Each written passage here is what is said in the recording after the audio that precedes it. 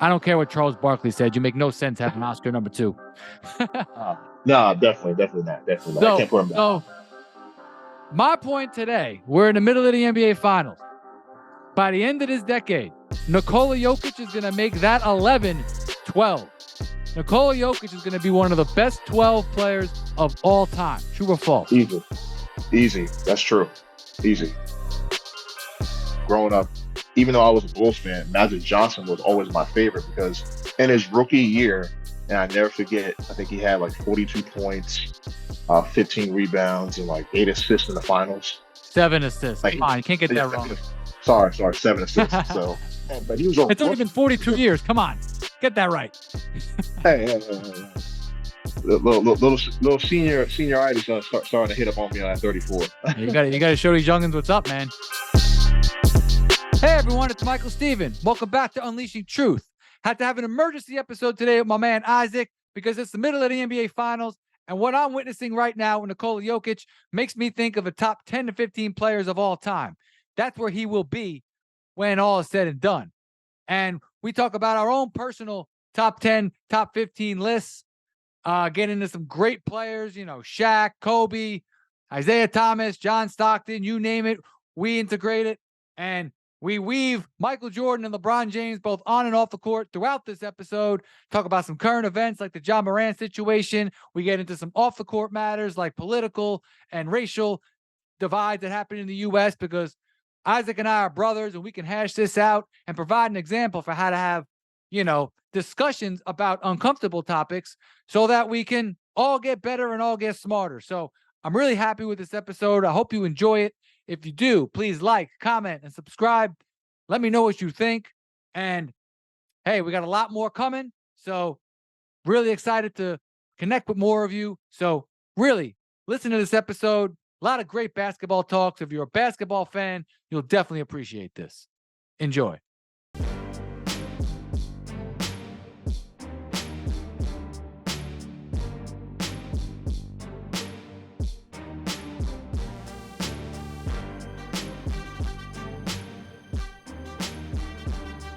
Man, you got the guns, you got the beard, trying to outdo me. I'll see how it is.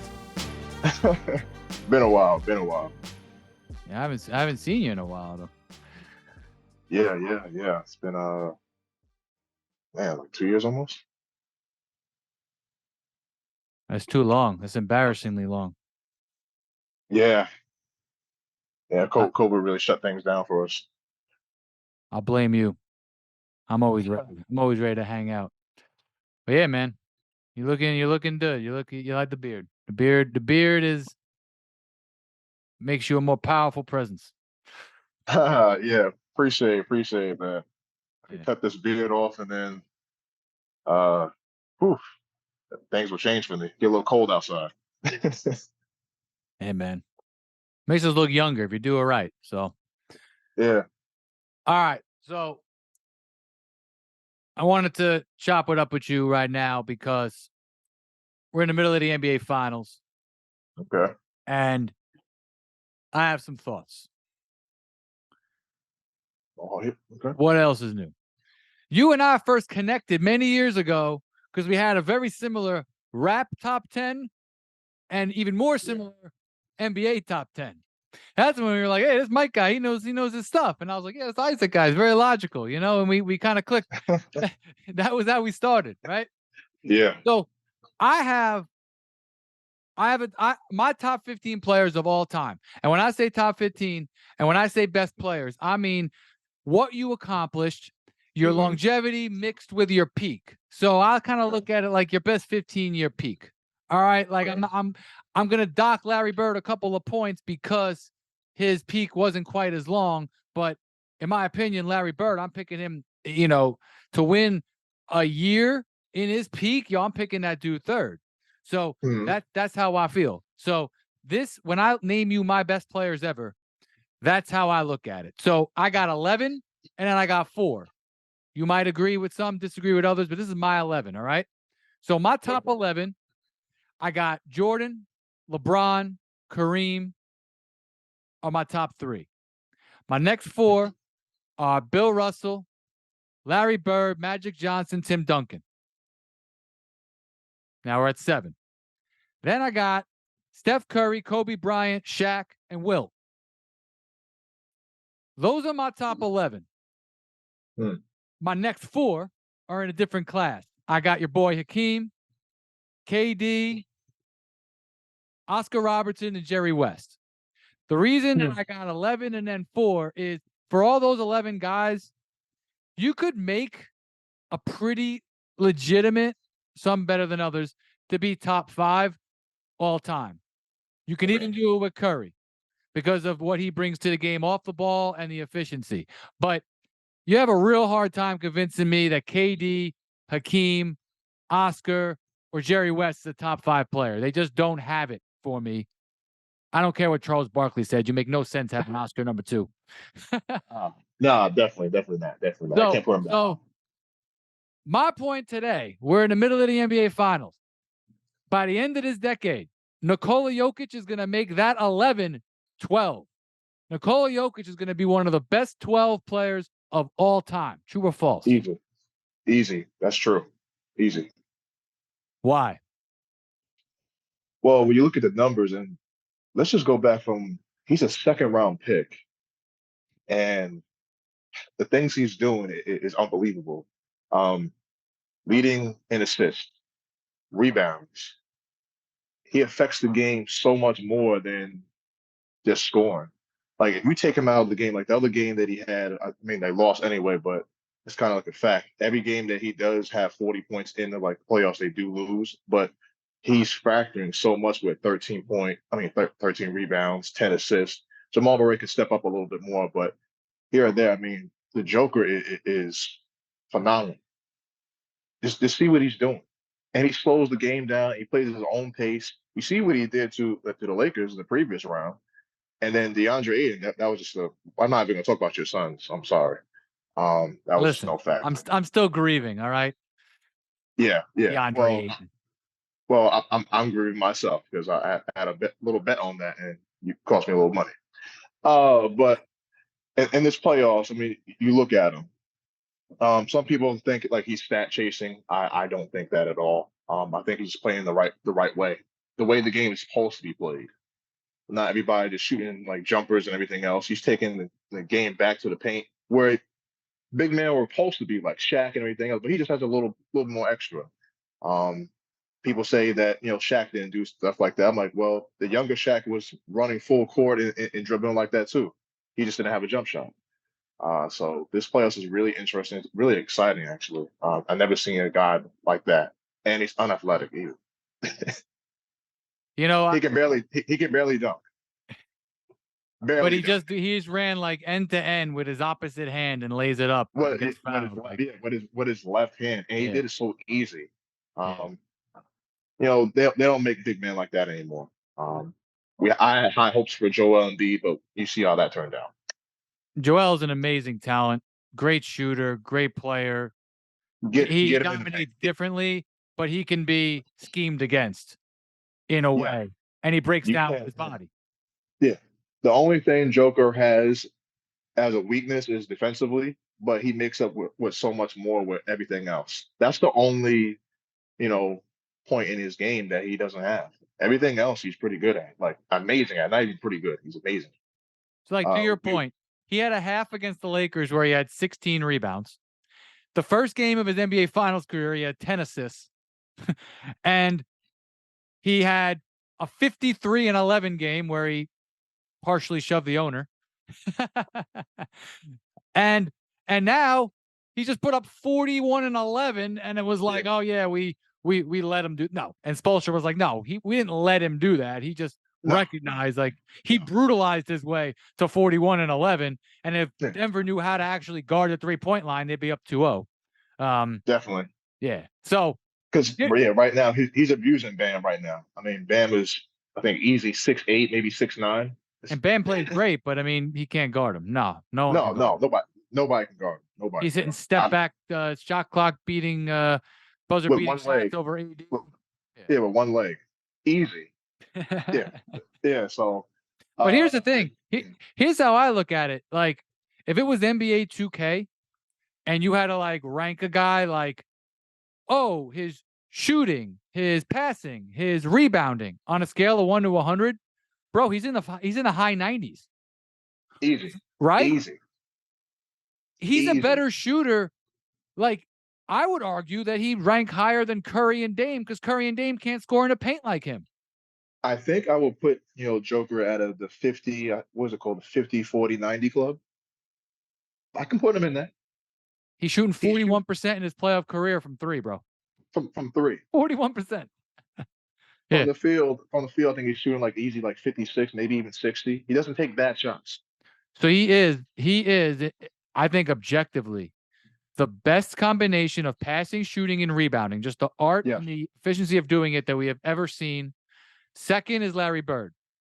Now, I think Bird is a slightly better player. Bird was a phenomenal rebounder, but he didn't have the size. No. You can compare passing and shooting, Larry Bird was God. Definitely. Yeah. And Bird's quicker and more athletic than Joker. So true. When I look at Joker, look at his footwork. Oh yeah. His footwork when you go from look at Akeem. Now I read in an interview that he said he didn't really, watch basketball like that really growing up. But he started watching it in like early, 2000s when YouTube was available. So he watched Jordan late. He watched Jordan highlights when Wizards Jordan. He didn't watch Chicago Bulls Jordan. So he didn't really get to see too much. He watched Magic Johnson, which is, you can look at his game. So he said he watched Magic, he watched Hakeem. So he watched those players. So those players, you can look at his game. Okay, he can take over if he has to, but he can play more like Magic, and he slows the game down. You're playing at his pace. You would never rush Joker to go into any of his spots. All of his hot spots are red. They're never cold. The only time he misses one is if he's tired. His stamina is horrible. That's the only thing he is. His stamina is defense. Other than that, Scott's phenomenal. I think his stamina is getting better. Oh, I'm sorry. A little bit better. You can see he's tired. Like towards like the third quarter, he's trotting. Yeah. So they will win the NBA Finals. This is just coming from a person who used to live in Denver, so I kind of root for them a little bit. But they will win. Miami doesn't have enough. Their bench alone can't stand with Denver's bench. Denver's bench is so deep. They just need to make shots. I think they're going to win in 6. 6? I'd say 6. I'd say 5. We can make a little wager. Just like the old days. So Miami won their only game? Possible. Yeah, possibly. Yeah. Bro, you can't blow them out. Denver's lost by 3, 5, 6, and 7. You can't blow them out because they're talented and they play the right way. But they just have some brain farts now and then. Michael Porter Jr. had a bad day on defense. KCP. Oh, he was fouling guys. Like, what are you? Good defense, but overly aggressive. You can't be fouling guys like that. Like, no, Bruce Brown didn't really show up.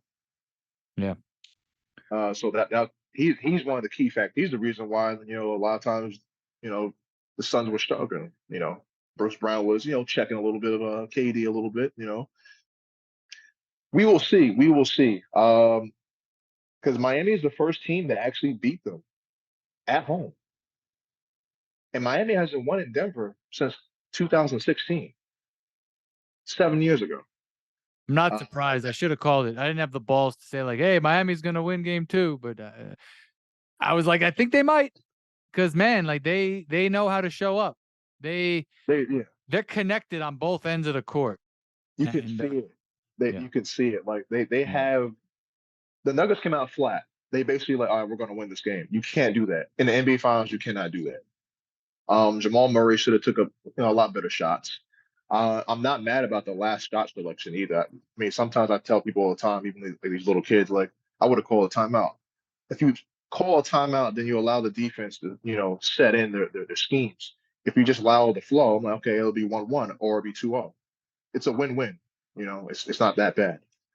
But I like letting it play out, especially against a great strategic coach like Spoelstra, who throws different defenses at you all the time. So that is a Pat Riley disciple. I mean, what are you going to say?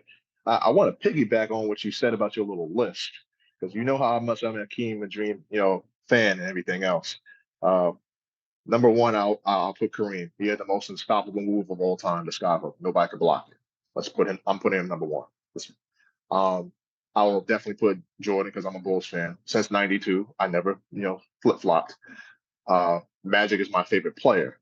Um, so that's my three. Uh, This isn't I about was favorites. This is about who you would take with your life on the line. Oh yeah, my life on the line. Kareem, Jordan, MJ, Magic. Magic, Hakeem. I'm taking Bird over Shaq. Just in case it comes down to free throws. uh, Tim Duncan. I'm going to put LeBron James in there, even though I am a diehard Carmelo Anthony fan, but he doesn't make my top 20, so to say. Steph Curry's right behind LeBron, and I'm missing one person. You probably might, come at me a little bit, but he runs the offense, and nobody really gives him credit. All-time leader in steals, all-time leader in assists. John Stockton. This is your team, and you're not picking best players. No, this is my team. I Okay. need John. I need John. John locked up. People don't want to give it credit. There's an interview with Gary Payton. Gary Payton said, like, I could never get under his skin. You never rush him. This guy averaged like, 12 assists for almost 19 years. I will not argue with you only because I know John Stockton will always show up and always be healthy. They But missed the game. Chris Paul would kick the shit out of John Stockton, and we all know. Different era, different era. Better scorer, better defender, and better defender. You're not putting John Stockton on Kevin Durant in a big time playoff game. KD would kill him. Chris Paul can rip Kevin Durant. Chris Paul can guard guys. He's got a body that Stockton doesn't have. But he's probably going to be injured the next game. So I will give you that. But John Stockton's not touching my team because he's not big enough. The players back then in the early '80s, well, let's say late '80s, and then even the '90s. Even though these players nowadays, I tell people all the time, like they're more skilled. You could see that, but back in the day, they were bigger, they were much stronger. Like the average, like 25-year-old was looking like Shaq, like all the time, and then, you know, John Stockton had the guard. Now, Chris Paul, I'm not taking nothing away from Chris. I know you're a big fan. That's what you and I, we always go back and forth. I'm like, Chris Paul is like, every year I'm just counting on him from to get injured. And I'm like, okay, hamstring, groin, hand. I mean, next thing is going to be a nosebleed, for goodness sakes. Well, he shouldn't even be playing anymore considering his age and height. So it's a miracle he's still productive, honestly. Because historically, like guys felt like Stockton fell off at 34, 35. And that was a physical era. I get it. Yeah. But he still went to the NBA Finals. Paul is putting up closeout games in the 30s and 40s at age 36. That's silly. So we're going to give him his respect there. I'm always going to give Chris Paul his respect. John Stockton on the all-time team is a little extra, but I get it. I respect it. And look, and as a Bulls fan, I just had to respect him. I'm like, yo, this guy gave us you respected that 9 points, 8 assists in the finals. Oh, well, monstrous games. He can. I respect his craft. All-time leader in assists and steals. I mean, hey, I gotta respect that. Yeah. That's fine. I'll take a guy shoot right over him. Okay, well, Chris Paul had let's see, James I'll take Harden. Jokic. You can have John Stockton. I'll take Jokic. Okay. Let me get one more year of Joker, and I might change if he wins the title this year, which I think he will. I'll put him over John. See, you got too many personal feelings in this. This is like LeBron at 7, and come on now, like LeBron. Look, I'm old school. Like I'm only 34, but I tell people all the time. I said I can't call LeBron the GOAT. I can't because there's so many players that paved the way. Like stat wise, yes, LeBron is all time, yes, but he's been playing for 20 years. And then back in the day, they weren't shooting threes like that. I mean, come on, like he's gonna score. Jordan was cut short. Jordan retired 3 times, but like if Jordan never retired, he went at 8 rings, easy. I don't care what Kenny Smith says the Rockets would have. That would have been tough. Yeah, that would have been a tough series. I don't think they would have won 8, but I will say this: I think listen, I'm Michael Jordan's biggest fan. Michael Jordan was the best player in basketball the 3 years prior to winning a ring. It was Magic was like winning the rings and the MVPs, but MJ was the best player. Like MJ won everything in '88. Remember that? Yeah, MVP, it was Defensive Player of it the was a what if. Year. Yeah, Yeah, it was the what if. yeah. Jordan can do this, but can he? And then Can he can he? elevate? Yeah, He yeah, didn't have a team though. He didn't. If he had Kareem and Worthy and Byron Scott, I'm pretty sure he would have been fine. Magic no, wouldn't have brought Scottie Pippen. Scottie Pippen wasn't a tough guy until 1991. yeah, yeah. After he got knocked on the head by the Detroit Pistons at Oh, and he that had his previous year. migraine. He went two Yeah, two points on yeah, 1 for 10. yeah. Yeah. Yeah, Listen, I respect Scottie Pippen. I did a rant about him. I don't know if you saw it. I think yeah, I yeah. did, Steve. I know.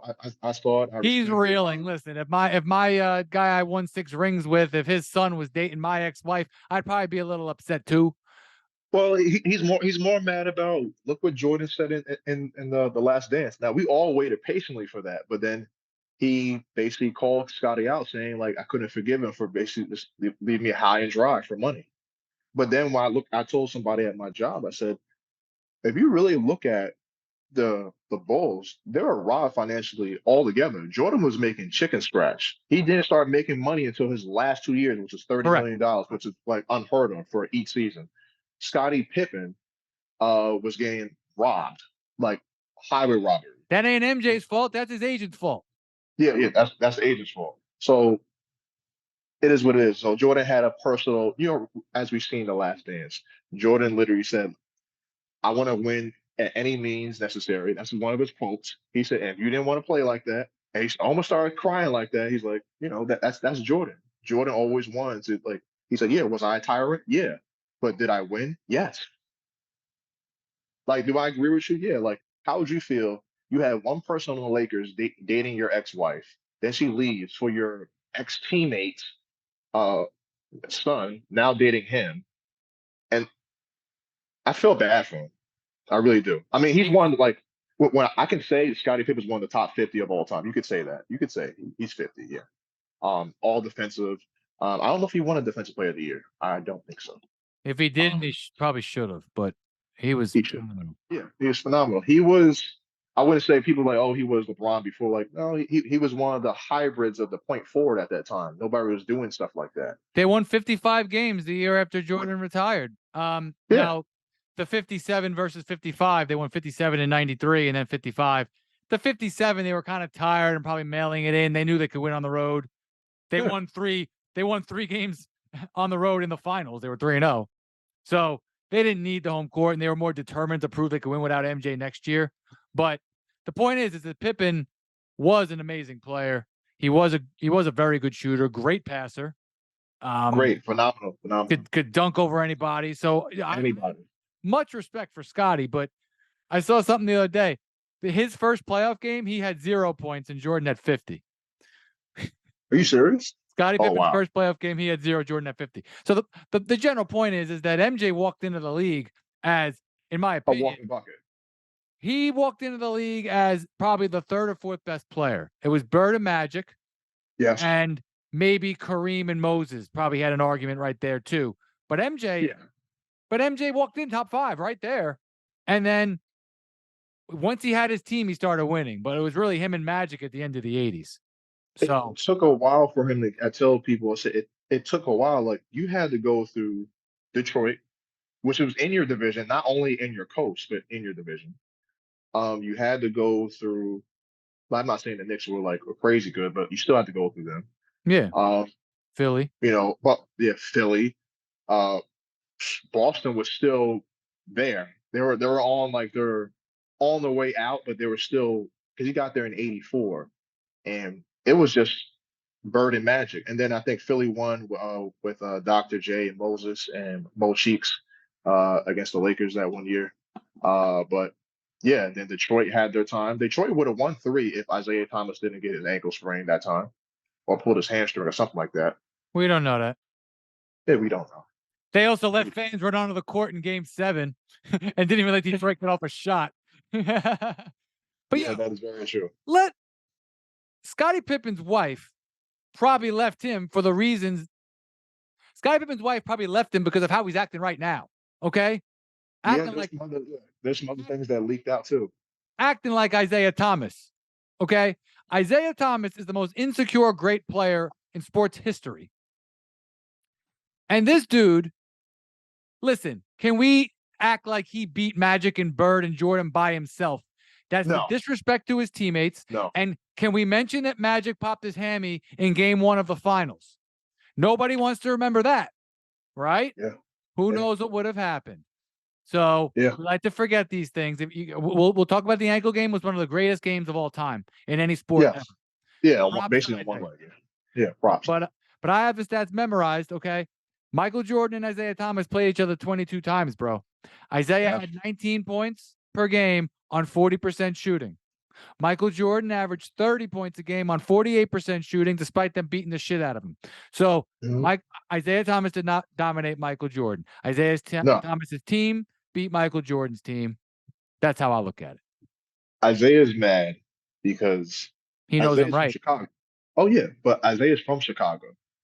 So the very place where you're from, now you have somebody else killing in your city, dominating not once, twice, 3, 6 times winning a championship in your city, having parades in your city, and beating you senseless.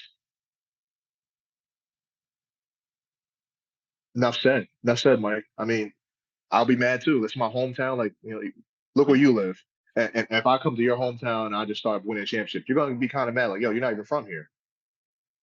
Maybe. So, oh yeah, you may give me a high five, or maybe you may curse me out on the phone. I'll get you on my team, bro. I'll get you on my team. That's what I do. See, I'm because I'm a winner like that. Like, hey, let's win together. Nah, I'm gonna stick to my 90s. I'm not trying to join up with you, bro. Listen, I got you. I was trying to be kumbaya, but no, I feel you. I would try to beat you first, obviously, and then if it didn't work out, we can team up, like Barkley and Hakeem. Just get together. Yeah. We and Drexler. We can do that. Don't get me started on him. Yeah, but Isaiah Thomas was in the documentary. I think it was the 30 for 30, the Bad Boys. Yes. And he was like, he was laughing it off. He was like, people from Chicago just tell me we're rooting for the Bulls. We don't care. The 30 for 30 documentary on the Pistons, I absolutely loved it. That was my top 5 30 for 30, right up there with the Christian Laettner one, which I love, by the way. You already know I'm a Duke fan. Come on now. Well, I love the racial relations aspect of that and how we could just hate someone because he's a pretty white boy and he's a little bit tough. But that's a whole nother debate. But Isaiah Thomas in that documentary proves all my points about Isaiah Thomas. He had an amazing team. He completely baffled the Larry Bird comments and looked like a fool in public.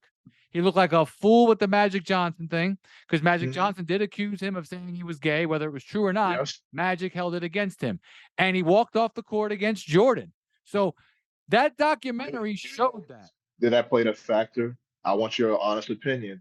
Is that playing a factor on why he didn't get on the Dream Team? Of course it played a factor, but nobody liked him. Thank you. He didn't listen, Jordan and Pippen didn't like him.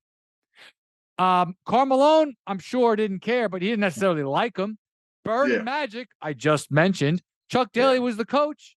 So Isaiah Thomas had himself to blame, saying, oh, the Pistons, the Celtics walked off the court against us, so we can walk off against them. That is some bitch-made logic right there, and we all know it. And it was different. You walked off with your head down like this. Yeah. Isaiah Thomas has himself to blame for not making the Dream Team. Of course he belonged on the Dream Team. Oh, yeah, he did. Chris Mullin was a better fit, but Isaiah Thomas belonged on there instead of Chris Mullin, for instance. So you're gonna take Christian Laettner off with Isaiah Christian Thomas. Laettner belongs on there. He was the best. He was like the Tim Tebow, except if Tebow did it for 4 years. All right. Christian Laettner was the one of the best college players, best college careers. So he belonged on there. He belonged on there. If that was the rule, at the time, he was better than Shaq in college. So yeah, of course he belonged on there. Okay. Yeah, but Isaiah Thomas has himself to blame. You saw it in the documentary. He's like, hey, we're going to be the Oakland Raiders. We're going to be the Bad Boys. So he owned that. So it did help him get 2 rings, but it hurt his reputation and it made him look like a hypocrite. And then it still does. But if you can make the case, instead of John Stockton on your all-time team. You want to make the case for Isaiah Thomas? Go ahead. No. His early career Isaiah was incredible. But once he started winning rings, his numbers were nothing to sneeze at. All right. But he was clutch. Isaiah was clutch as hell. I'm a Bulls fan. I can't put him on there. Sorry. Oh, he also made one of the worst decisions and choke jobs in NBA playoff history when he threw the ball under his own basket up by 1, and Bird stole it and passed it to DJ for the layup. Oh yeah, most iconic play. Oh yeah. He forgot he had a timeout and he threw it under his own basket. Yo, we teach 9-year-old kids not to do that. All right. So, but Isaiah's Mr. Clutch. So Isaiah Thomas, no more talking about him. I just brought him up because he's fun to talk about. That's cool. Always. He's always fun to talk about. Always. Always fun. But I'm a Bulls fan. I love nothing better than talk about the hatred towards him, even though he is a good player. But the ankle game, 25 points in that quarter, 44 in the game. Again, on one leg. I mean, he could barely do a crossover. He was doing step backs with one leg. Phenomenal. But this is why people like me and you need to talk about sports more often on a national stage, because we give the 360 view. We admit our biases. We say all the great things that they did. We say all the things that. But again, I'm holding Isaiah accountable because of that amazing documentary. I couldn't stand that team. I watched that documentary. I was like, yo, I love those guys. Like, what a great, I'm happy they won. The music, I was pumped up. It's like Isaiah did it all to himself. He did it all to himself. Like, that's amazing. And he's still going on everybody's podcast and, blaming people and stuff like that. Where's the accountability? That's what I like. Again, I have accomplished nothing in my life and career that Isaiah Thomas has. This is not haterade at all. It's just facts. I'm holding what you did against you. Isaiah Thomas shows a whole generation of people how to not be accountable. No grown man should be defending Isaiah Thomas. Yeah. You want to defend his game? That's fine. No grown man should be defending Isaiah Thomas's actions. He did it to himself. It's all there. But we live in a world where we like to deceive ourselves. Oh, I don't want to see that. I'm going to pretend I didn't see that. And then we just do it over time. Who else you want to rant about? LeBron James. LeBron James can't be better than Michael Jordan because in his first 2 finals, he completely shit the bed. Whether it almost got swept. He didn't even try scoring against the Spurs. He was afraid of his jump shot.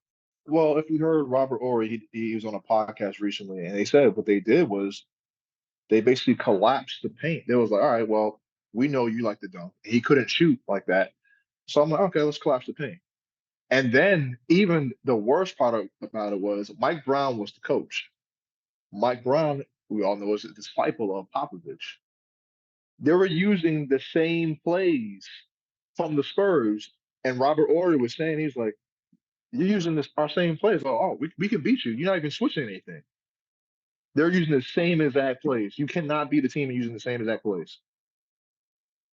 That sounds like the 2001 Super Bowl between Gruden and the Bucks against Bill Callahan and the Raiders. Yeah.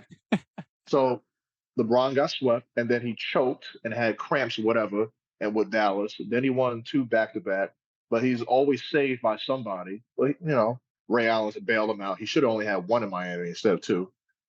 Let's see. When he won in Cleveland, he only won technicality because of Draymond Green, kicked him and stuff like that, which pissed me off. So he should have lost that one. Maybe. I hear you. The one that he really deserved, I definitely could say he deserved the bubble one. The bubble one, he deserved it. It was a better team, and they wanted it more. And it was COVID and everything. I mean, there was a lot to go through. So he deserved that one. But the Miami one, when he beat the Spurs the first time, when he beat OKC, they were just better. OKC were babies. Yeah, and KD didn't get any calls late in games. I saw that. KD, James Harden wasn't James Harden yet. Westbrook was a terrible version of Westbrook at that time. He was as inefficient as always. Yeah. But Russell Westbrook is not in my top 50. He's in my top 80. I'll put him in my top 80 out of respect for how hard he hustles, and that if you pay money to watch him play, that he'll be there. But he's one of the worst volunteers. He's one of the worst volume shooters of all time. So would you put Klay Thompson in there? I would draft Klay Thompson over Russell Westbrook. Because in the top 75, there were two people that was left off. And I had an argument one time at the barbershop. So they put AD on top of there. AD only has one chip. I'm not putting him in the top 75 all time. Over Dwight Howard? No. Over Klay? No. Dwight Howard, Orlando Dwight Howard for 8 years was a menace. 4-time defensive player of the year, leader in blocks, efficiently because it was dunks and everything else. But I mean, he willingly stopped everybody's dream list of Kobe and LeBron in the finals. He stopped it. That was the year LeBron was supposed to be in the finals, and Dwight stopped it. So yeah, I would put Dwight Howard in over AD, but AD's got this ceiling that is next. AD's ceiling is like top 30 all time. You know that. You mean street clothes? Or is like top 300.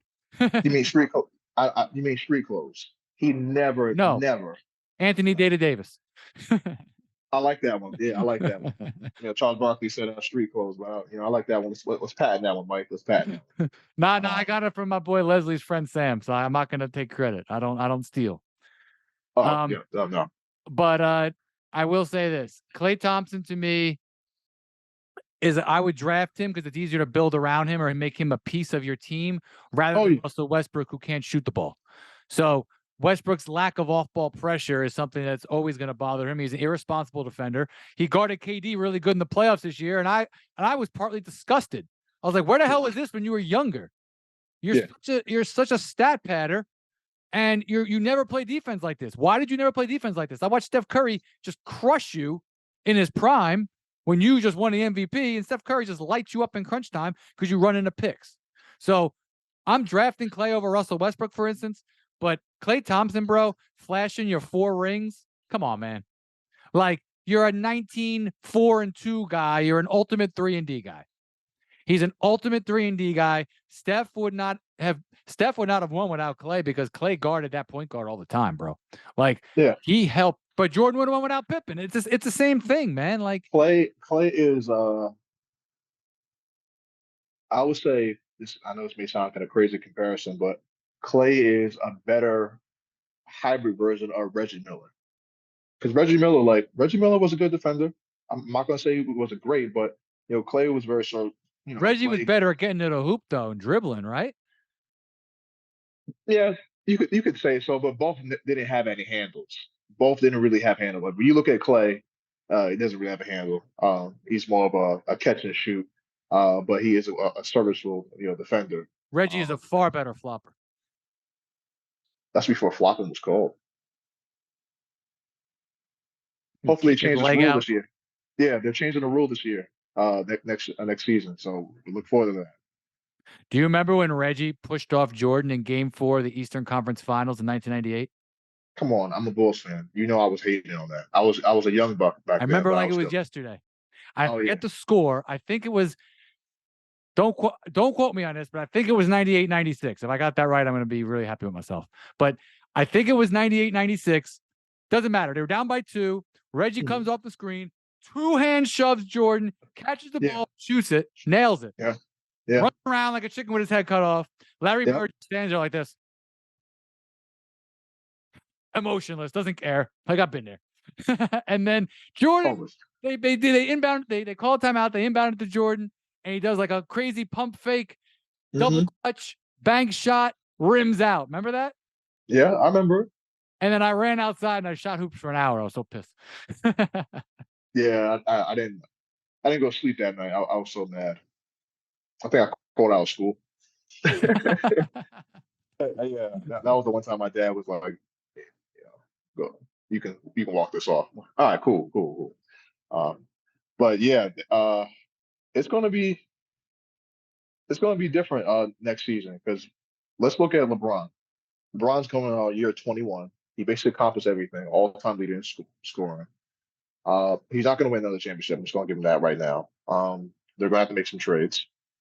The league is changing a little bit. A lot with these coaches changing. Your boy Doc Rivers doesn't have a job yet. Who? Doc Rivers. What's he the doctor of? Losing. He's the doctor of blowing 3-1 leads, 3-2 All the leads, time. losing game All the time. sixes, not developing Yeah. young talent. It started with T-Mac back in the day when he was up 3-1 with against the Detroit Pistons and lost. That's how far back I go with Doc.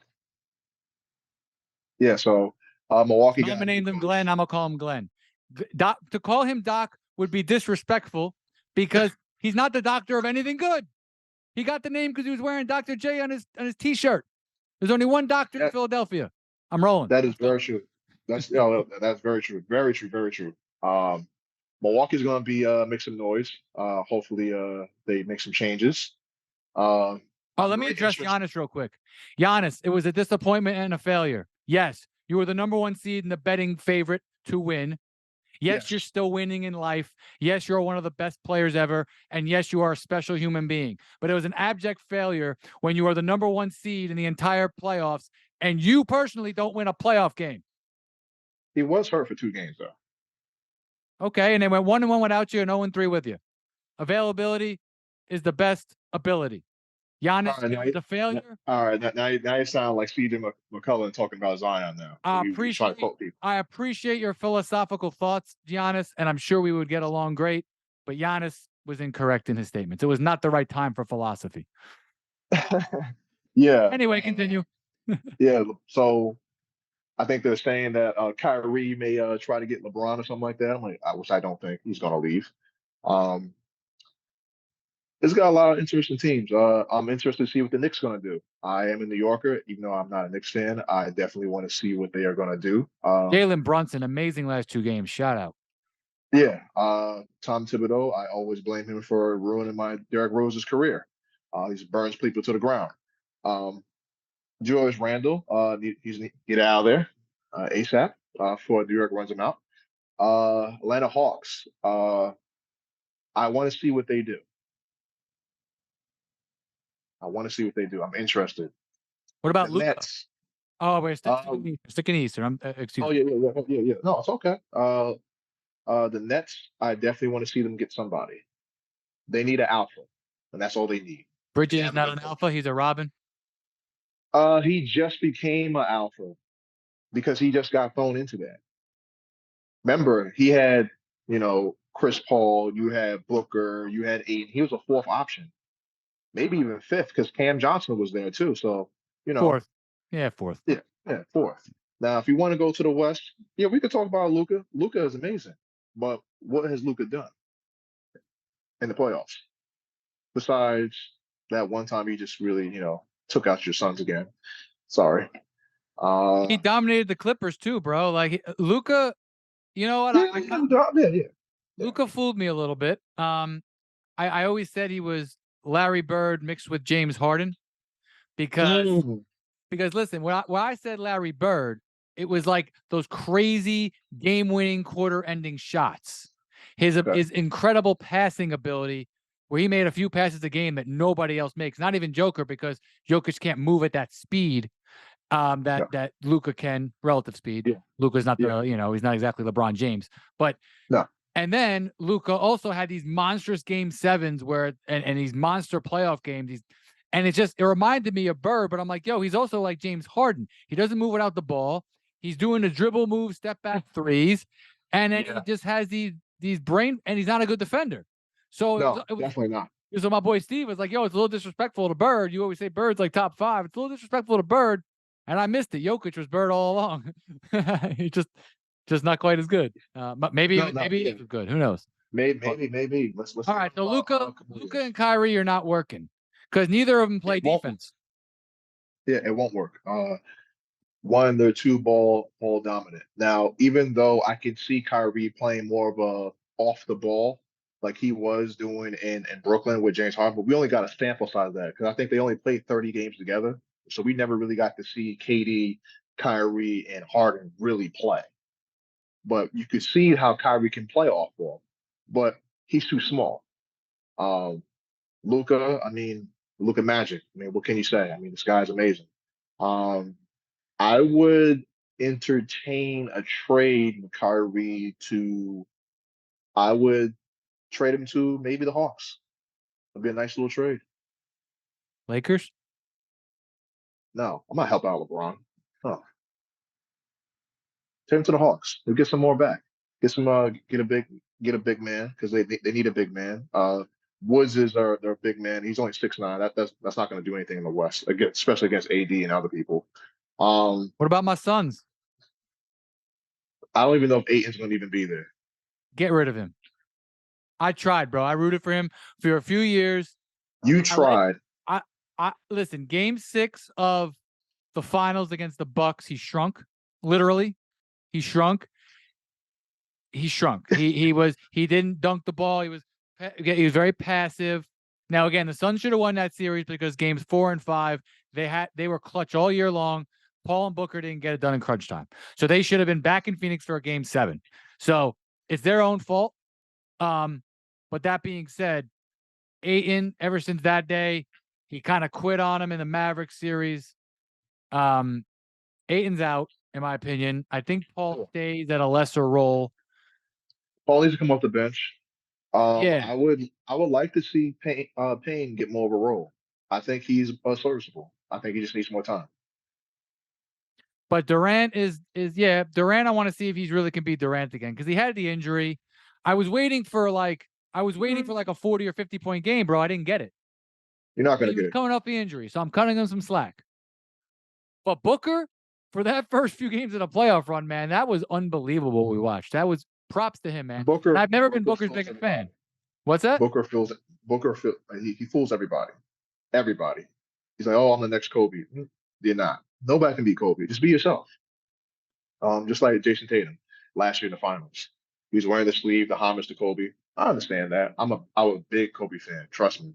But when I think a lot of times you and I argued about Kobe back in the day about his inefficient ways of scoring everything else. But I always give Kobe the heart of a lion. He never gave up. He will. Where do you put Kobe? Is Kobe a top 10? Is Kobe a top 5 or 10 player of all time?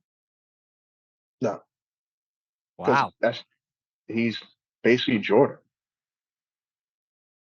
Well, yeah, just not more, yeah, with more missed shots. Yeah, I mean, everything that Kobe does, Jordan does. I mean, they mimic each other. You see,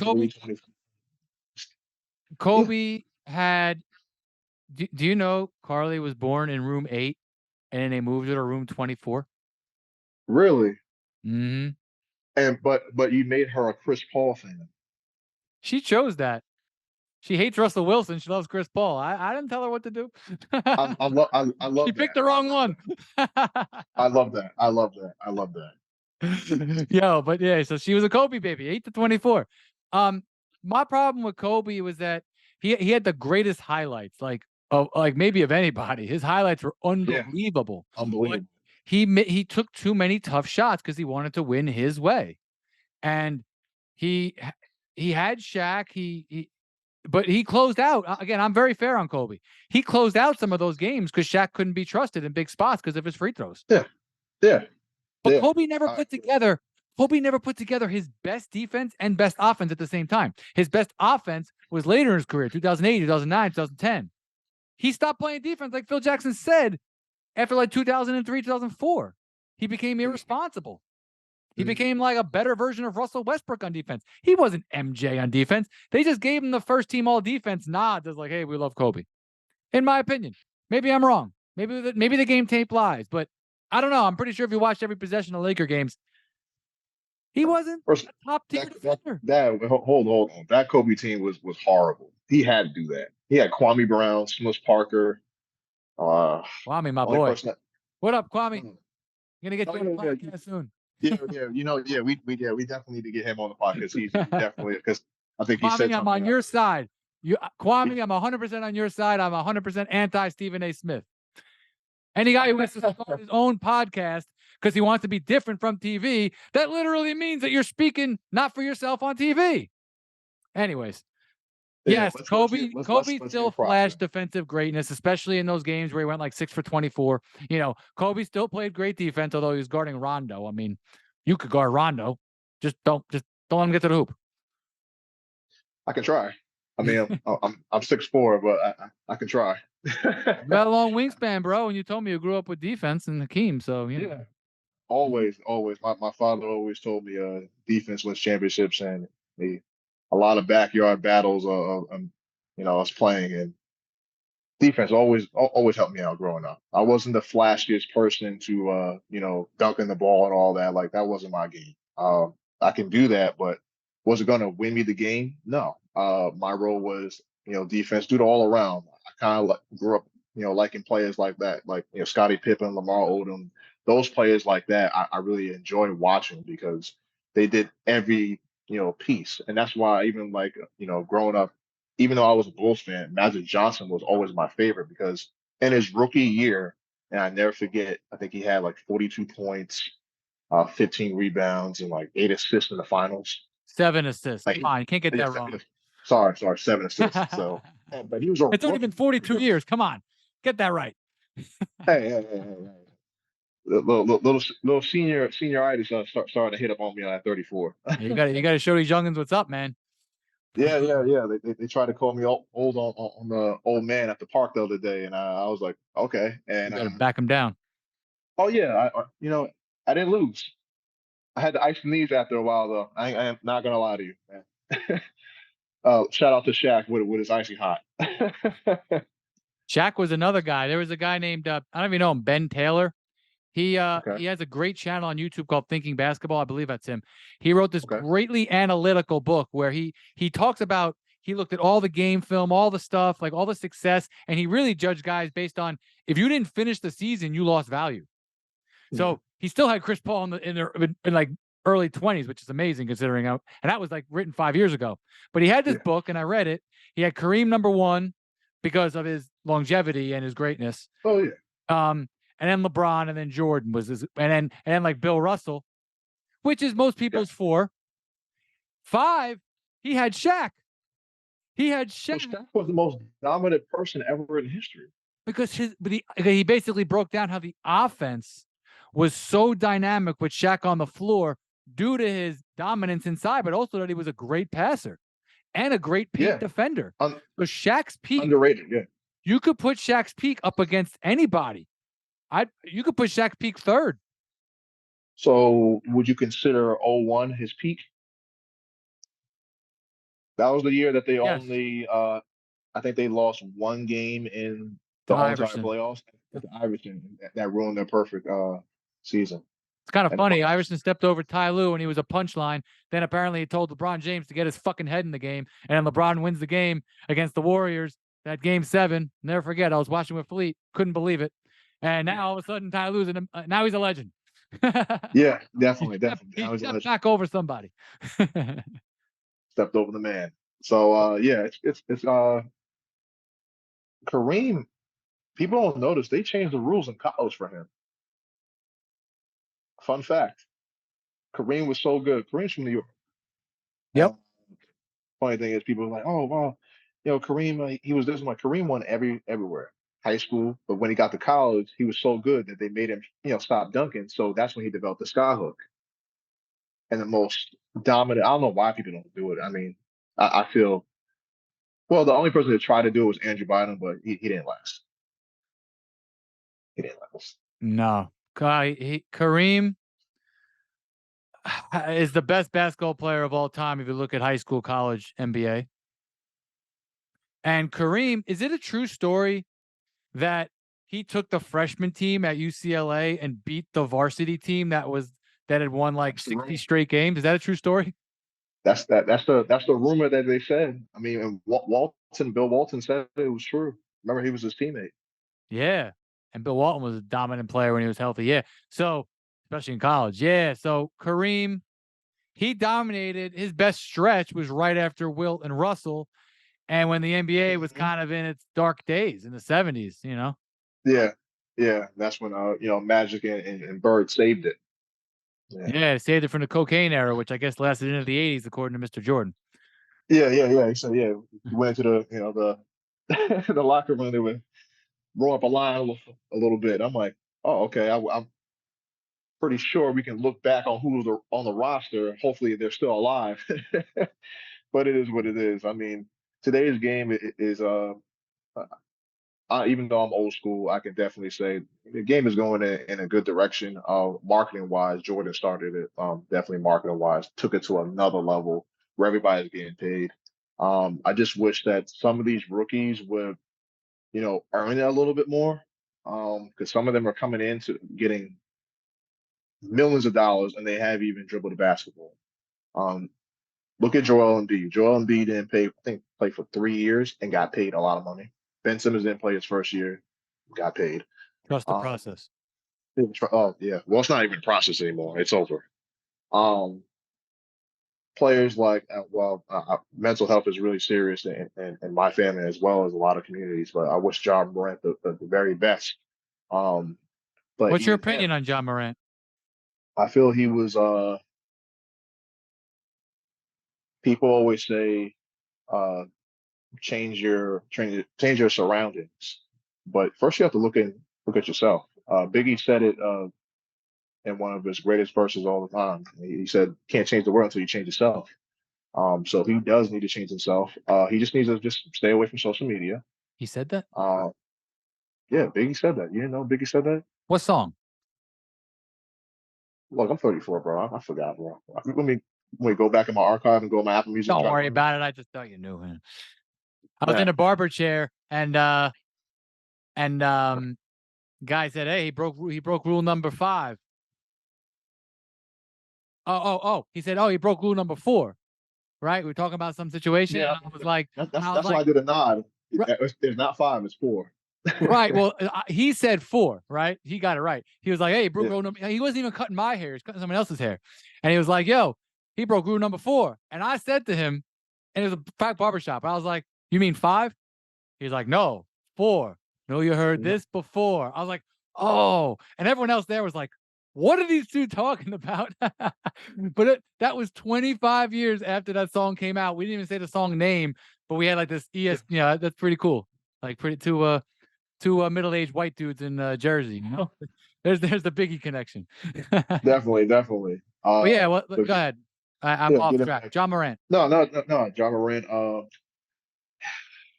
you're losing generational wealth. Somebody said, heard on ESPN that his father played with Ray Allen in college. Uh, so I'm like, okay, you were around basketball. I don't know too much of his upbringing. From what I look at, I'm like, yeah, two-family house. Uh, Looked like you always had food on the table. You went to a private school, not a public school, a private school in high school. You went to, a good college, Murray State. I could say it's a good college. I mean, it's not bad. It's not a community college. Then he got drafted, to the Memphis Grizzlies, which is always known for being tough and grit from the Zach Randolph days of Marcus Gasol, Tony Allen, but even Tony Allen said on one of the podcasts with KG, and he said it. He's like, look, I was in that limelight, but in this day and age, everybody's taking out their phone, and my dad always said, not everybody's your friend. Everybody's taking out their phone, like, and then even Shaq said it too. Um, if you go to a club and you have your cell phone, there's two things in order for us to get on IG. You gotta log in first. That's number one. Then you gotta press the live button.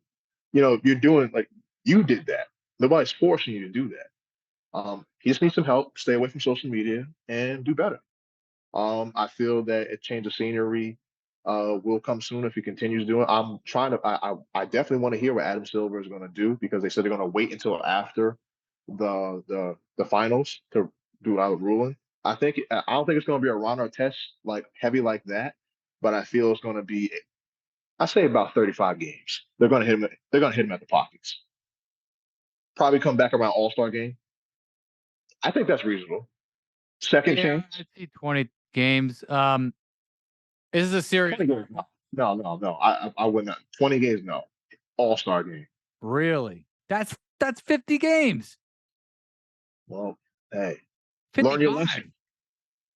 Okay, so you literally sat down with him, and then you told Adam Silver like, "Oh, I So understand," it's a and slap in then the face. I get you. yeah, and then 2 weeks later, you do the exact same thing. Like, did you learn anything? You went to therapy. Was it therapy? I don't know. Nobody can clarify on that. And then you have your former teammate, which is not on the team anymore, Dylan Brooks. He didn't help the cause. I mean, drawing so much attention. I guess it was so much pressure. But being a young guy, you have to, when you go back in time, look at us when we were in our 20s. We were doing dumb stuff, but you give a 20-year-old Still do. generational wealth. Yeah, yeah. Just not as dumb. Yeah, not as dumb. But I don't know how I would act because nobody in my family has ever made $40 million in 1 year. We don't know how that works. Like his father didn't make $40 million. His father, played in college with Ray Allen, but we don't know after what he did. Maybe he went overseas, but did he make that? We don't know. We don't. That's generational wealth. His contract is going to set in literally at the start of the beginning of the season. They're pulling his sneakers off the shelves. He lost his deal with Powerade. I'm like, how much are you going to lose until you really figure out that these are not your people? Like, I hope the best for him. I really do. Even another person that was in his draft that was picked number one, Zion. Generational wealth ruining his body because I'm like, dude, like for the first 2 years in the NBA, you didn't have a chef. That's the first thing you do. Or he had too many chefs. Yeah, I mean, Louisiana with crawfish and everything else down there. Good eating. Shout out to New Orleans. But now let's get back to Ja real quick. Let's get back to Ja. This is a serious topic, so I'm going to start off with a joke and then I'll be serious. I want to hear it. Go ahead. All right. The joke is this guy's a gangster. His real name's Clarence, and Clarence lives at home with both parents. And Clarence's parents got a real good marriage. His guy don't want to battle. He's shook because there ain't no such things as halfway crooks. So I think he's trying to be that. I think he's trying to fit in with the times. Again, I have absolutely no understanding of that environment or the generation. So I don't have the money. I don't have the skin color. I don't have the environment. I'm 14 years older. So I don't have that. But the way you described it, that's how I view it. It's like, hey, he's trying to fit in with the times. In a way, he could almost be camouflaging, being the chameleon so he's not a target. But why don't you get up out of that hood? Like, so I don't know what that's like, but that's how. He didn't grow. All right, he didn't grow up there. So why is he going there? I don't know. Yeah. He's trying to be tough, bro.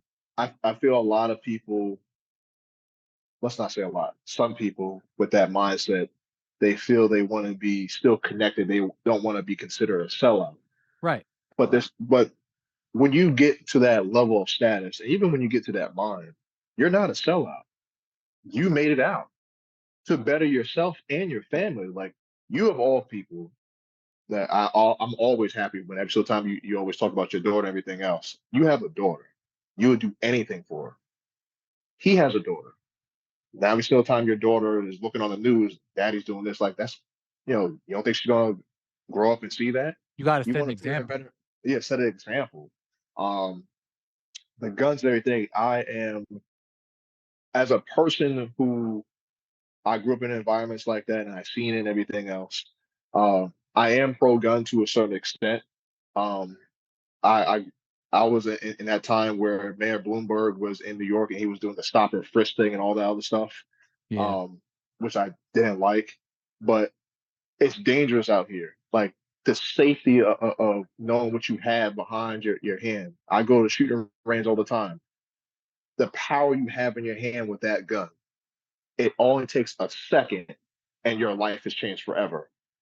There are a lot of NFL players who have lost their lives to gun violence.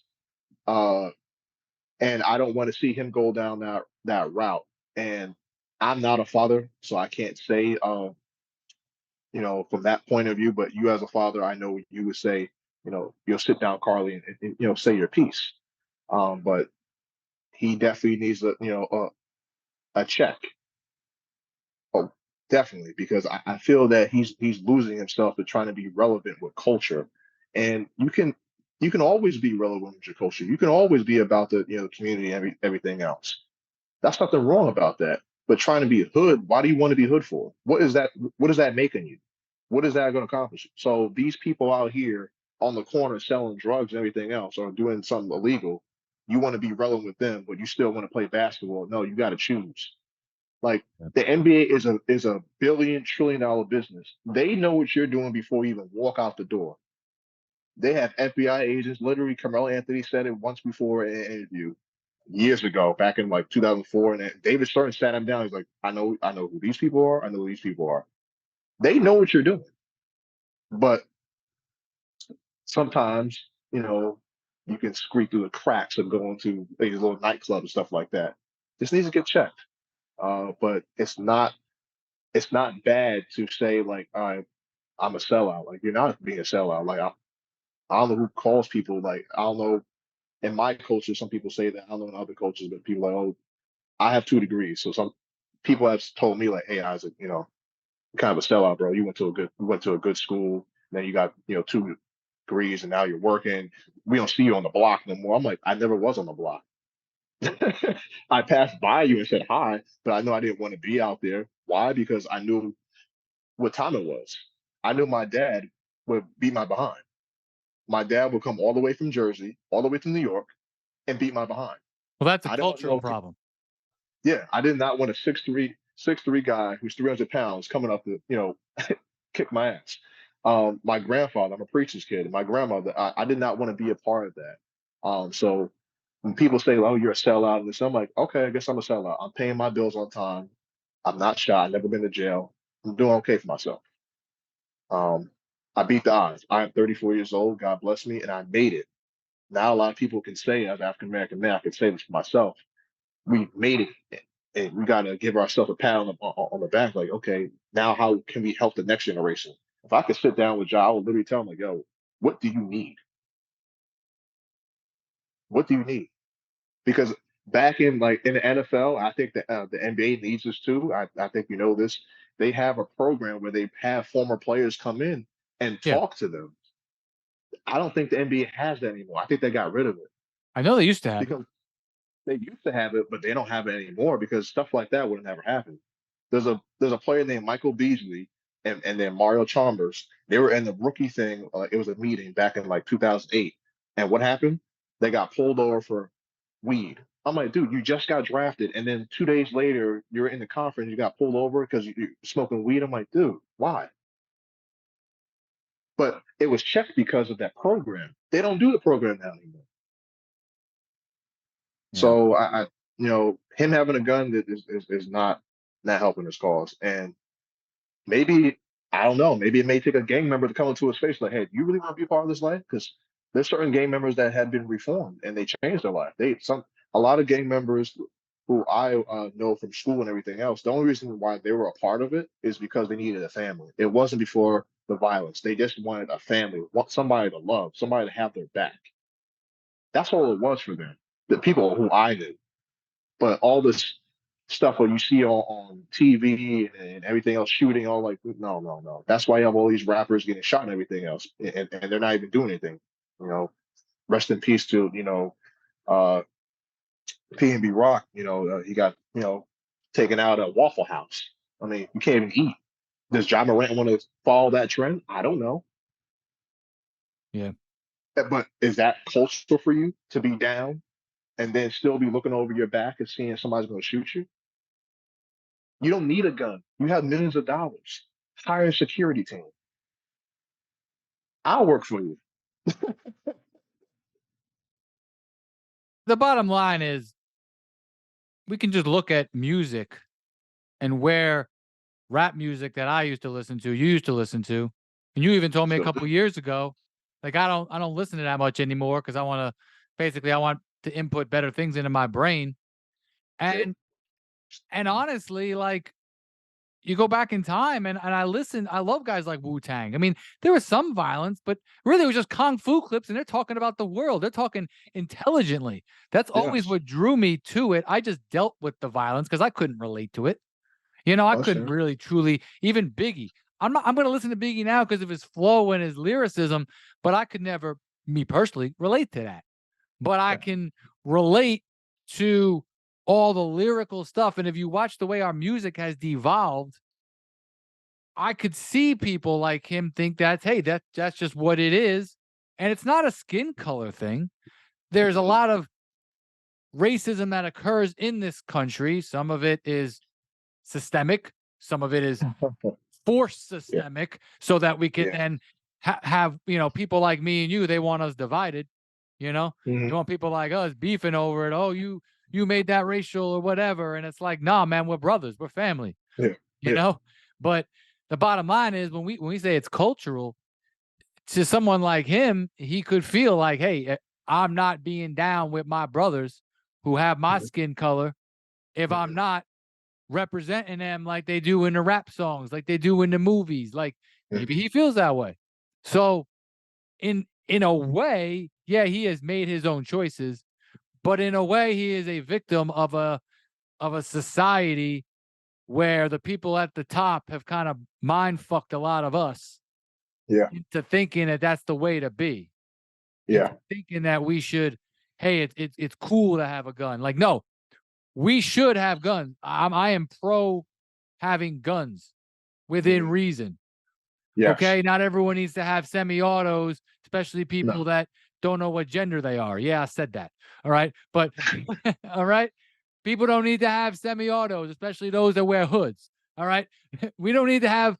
But No. where do you draw the line? The point is I think guns need to be acceptable because if you look throughout history, governments that eventually take over their population and have complete control, those people gave up their guns and they want us to give up our guns willingly. We ain't gonna do it. All right. Mm. So we'll get back to basketball. But I hope Ja Morant gets the help he needs. I do hope that Always. he just needs to let his game speak for himself. Think about Michael Jordan. Think about LeBron. They've had two different approaches. Jim Brown called out Michael Jordan for just being about Michael Jordan. Mhm. Said you Mhm. had an opportunity to really do something with racial relations because you were so great. You were exponentially next level great. You He just did said, it I'm well. going to let my game speak for itself. And there's a beauty to what he did because Mhm. now, generations later, everyone, especially older white men, I'll tell you that, revere Michael Jordan in a way that they can't stand LeBron James. And some Mhm. of that is cultural. Mhm. Some of that is unfortunate, but it is 100,000% exists. I'm sure you've seen that too. I've Oh done yeah. my trending analysis here. There is part of it where Michael Jordan did it the right way. Mhm. Part of it where I see Jim Brown's point. What do you think about that since I brought that up? Well, I'm going off from what I looked in the history books, actually what I know from my uncles and everything else. Jim Brown, Muhammad Ali, Bill Russell, even Isaiah Thomas, they were on the front lines. As much as like I'm a Bulls fan and Isaiah, whatever, Isaiah was out there. And nowadays, now you have LeBron and Carmelo Anthony, Dwayne Wade. We're not doing that shut up and dribble. So I feel Jordan should have did a little bit more, but that just wasn't him. He was literally just sold out into winning, and I guess he didn't know how to separate. Now, he's doing his thing now, giving away now, but There is a people, beauty to being, hey, I'm going to be an icon. My game's going to speak for itself. I know that line Republicans buy sneakers too was uttered, but the bottom line is that of all the athletes that I could think of lately, he's one of the only guys that has stopped playing long ago, and he has ultimate respect from all generations. he always will. He's always said that, even about it. That's why he never calls himself the GOAT. Like He that's doesn't why I can need to. always. He doesn't need to. Like when people say, "Oh," like when LeBron James did that press conference, he said, "I'm the best player in the damn world." It's just that simple.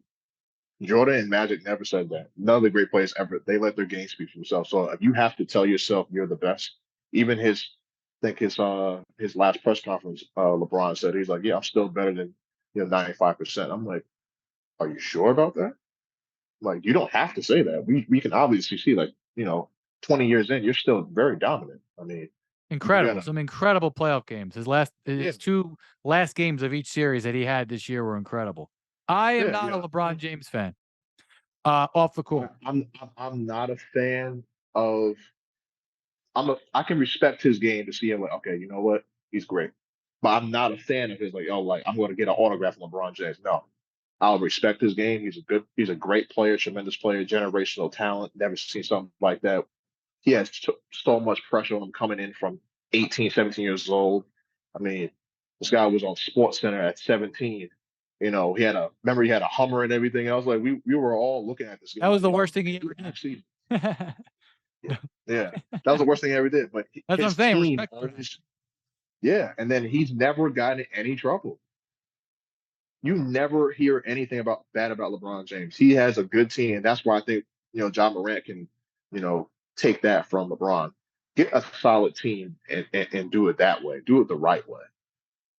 I think LeBron has done too many things over the years off the court that have rubbed a lot of people the wrong way. Well, And Space Jam was horrible. Besides Space Jam, yeah, Carly won't even watch that. She's like, I can't stand that. Yeah, it was horrible. Sorry. I'm very sorry. It was bad.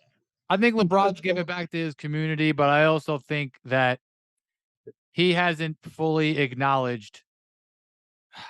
How do I put this? He has played up the victim card a little too much in the racial relations thing. When someone apparently wrote something on there that they never saw, and he compared himself to the mom of Emmett Till. Little far, LeBron. Little far. Like he's done things like that. He's done things recently. The whole thing about calling Daryl Morey an idiot, which Daryl Morey is not a good guy, I don't believe. But LeBron sometimes you could make a very good argument that he makes sure he doesn't say anything bad about who owns the NBA, China. So yeah. Yeah, can't say anything bad about China. Nothing bad about China. No, never. That's what's his name? Ennis Cantor, I think his name is Ennis Cantor, yeah. Now. Yeah, well, it's Freedom now. It's Freedom. His last name is Freedom. And Enos Freedom. Did you know, just because I can't help myself, do you know who one of my favorite podcasters right now is a man named Royce White? I implore you to listen to him. Okay. I'll tune in. You know Royce? I heard of him, but I never listened to his. I've seen him on IG a couple of times, only snips. Like how IG only does snips, so I really have to take some time off and really listen to him. So I'll listen to him. I would like you to have an open mind and listen to him. He breaks down the issues in our country and in the world deeper and more philosophically in combination than anyone I have ever heard. He's 32 years old. Younger than us. Okay. Yeah, and he's got a deeper voice than you.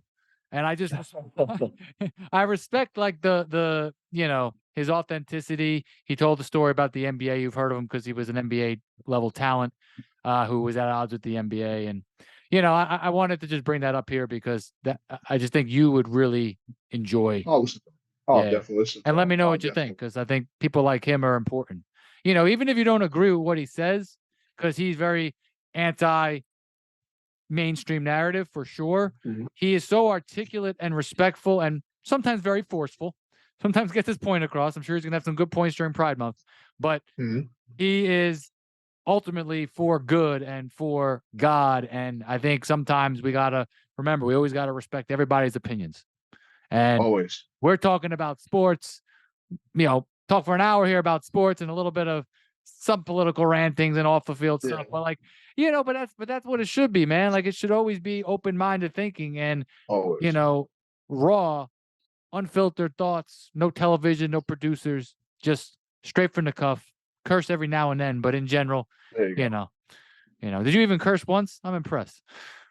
Maybe twice. Must be able to, probably talking about, LeBron, or, yeah. He's not even in your top 5. You're out of your mind, bro. See, I'll tell you about LeBron. If I'm running a team, I'm drafting him second. Okay.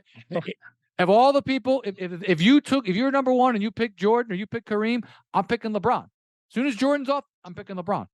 So I respect that man's game so much. But I will tell you this. He's a hypocrite on the court too, man. Like sometimes, like he'll be barreling guys over and then he'll be falling down and he'll be like having one reaction when it's for his team, one reaction for the other team. I'm like, LeBron, like I shouldn't be going out on dates with a girl and them saying, I'm like, oh, what do you think of LeBron? Oh, he's a bitch. Yeah, yo, maybe that's why he's not in your top 5. Well, as he said when he won the championship, he said, "I want my damn respect too." I'm like, oh, damn. Nope. No great player I know always has to always say, "I want my respect." I'm like, they just respect you. Respect is. My dad always told me respect is non-negotiable. See, I don't have to like you, but I have to respect the person who you are, and that's in general. Like at any workplace, I'm like, I gotta respect you. Um, LeBron, LeBron just feels he always has to have like I'm higher than thou. I'm like, dude, like, okay, we get you're a great player. Cool, that's good. But you don't always have to call yourself the GOAT. Like MJ never called himself the GOAT. We call him the GOAT. He never said it. Kareem never said he's the best player. Magic, Bird, uh, even the well, King Kareem Dream, takes shade on Jordan every now and then. that And well, everybody takes shade. It's a off topic, but people like the people don't want to say it, but Jordan, some of his money is tied up in the prisons, and people don't like that. And I'm like, okay, so thousands of kids are not thousands, millions of kids over the past 30 years have brought his sneakers. I got Jordans on right now. I got cements on, and I'm like, but there's kids out here waiting in line or getting killed for, and then he actually has prisons. Um, ah, people, yeah. So there's a little cultural fact right there. A lot of people, don't like that. Some people would rather, spend their money on something else. I see But that. that's, but that's here or there, and that's why I can see where Jordan always said from dial back when you said moments ago that he just wanted to play.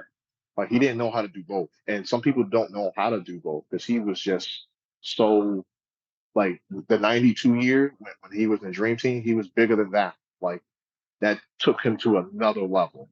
And then like the three-peat and the second three-peat, and then even when he came back, we said, no, Jordan, don't do it. He still did it. He still was busting people's ass at like 40 years old, giving people 50 points. I mean, this guy was phenomenal. But we gotta I give people their flowers when they need them.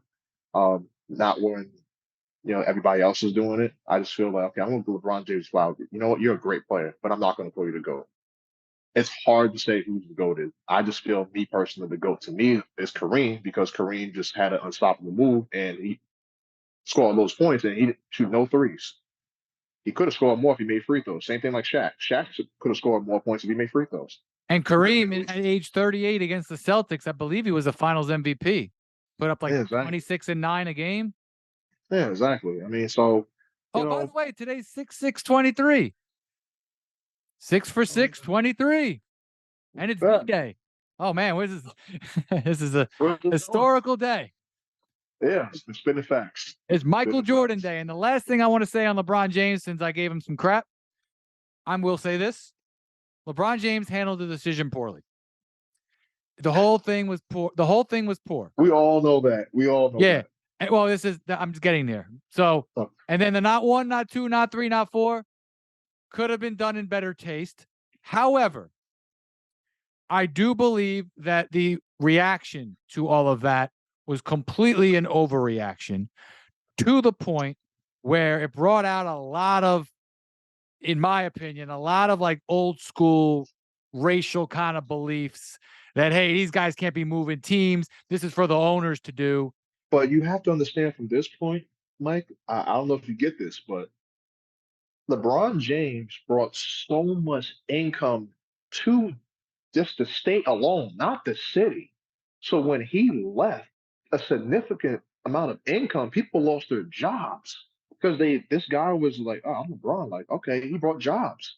And then when he left, people were struggling trying to pay. And I'm not trying to say you should base your house money on one NBA player, but the stuff that he brought, he didn't look and tell the owner like, hey, I'm leaving. Give him the courtesy. Like any job that I always had, hey, I'm going to put my 2 weeks in. Give him a courtesy so it can be prepared. You just left and did a conference for the. I know it was at the Boys and Girls Club, and I doubt that's nice and everything else, but the way he did it, that was for the views. But then That's when you beefy. That was smart. yeah, he was 23, 25 years old doing this, like 20, yeah, 24, 20. Like, he was around the 23, 25-year-old range. He was young. Make it, it was a dumbass decision, but any employee, you always give them that 2 weeks of like a notice. He handled it poorly, and then it backfired him because they lost. I was so happy when they lost the first year. But it, he could have just You did don't it think there better. was like racial undercurrents though? Yes, no, there was, because that was the start of the NBA doing all this stuff now. It started with that because it opened the door. Stuff was under the rug for a little bit, and then when this happened, it was like people were burning his jersey. Like, okay, you're going out of the way now. But Like this. listen, you know me. I don't pander. I don't sugarcoat. At the time, I felt the undercurrent. I understood that LeBron handled it poorly. I thought the Boys and Girls Club thing was like a cover your ass thing. I just thought the one, not two, not three. These are just young kids in their 20s having fun. It wasn't that big of a deal. It got completely overblown. And listen, it got to the point where I rooted for LeBron and Wade and the Heat against the Mavericks. I rooted for them because the backlash was so bad. So you're going to see Yeah, the Heat. LeBron here, but I was rooting for him. I was. Yeah. I wanted him to win because I knew after he's not better than Jordan. I knew it. I didn't need like the only time you can compare him to Jordan is 2012 to 2020. You want to compare that 9-year run right there to Jordan's best 9-year run? You can do it. The stats are very close. Jordan's success is better, but you want to argue that one? The numbers on the page, I'll bring it out one day. Those numbers in those 9-year periods, Jordan's best 9, LeBron's best 9, after the Mavericks series, obviously. Now, again, he was amazing before the Mavericks series, but in that playoff run and that whole year. But you want to be GOAT level, you can't have those series that he had against the Spurs and Mavericks. But I wanted to make that point for anyone watching. Sure. I rooted for LeBron. Yeah. So, unfortunately, I got to go, Mike. All right. Sorry about that. No, it's all good. But peace and blessings, brother. Always a pleasure. I'm happy to be on your podcast. I'm so happy for you. You're always going to be my brother, man. I'll catch you soon. All right, man. Peace out. Have a great night. Peace. Hey, it's Michael Steven. Thank you for watching the episode. If you enjoyed it, please like, comment, and subscribe to the page. I am just getting started here on Unleashing Truth and got a ton of new content coming your way and want as many people as possible along for the ride.